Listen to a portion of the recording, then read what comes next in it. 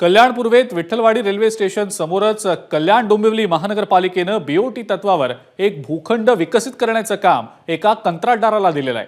या कंत्राटदाराकडनं वालधुनी नदी पात्रात मातीचा भराव देखील टाकला जातोय। या भरावामुळे नदीचं पात्र अरुंद होतंय।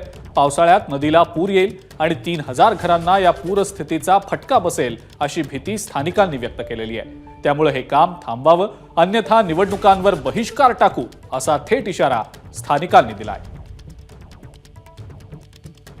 महापालिकेने कॉन्ट्रॅक्ट देऊन जे नदीपात्रातच बांधकाम चालू केलेलं आहे ते तुम्हाला आता पाठी दिसतच असेल।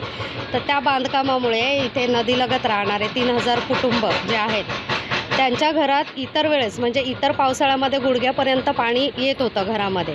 आता हे जे बांधकाम ह्या माधव मॅट्रिक्स या ठेकेदाराने जे चालू केलं आहे त्या बांधकामामुळे ते त्यांची इथे काहीतरी भिंत टाकण्याचा कार्यक्रम त्यांचा चालू आहे।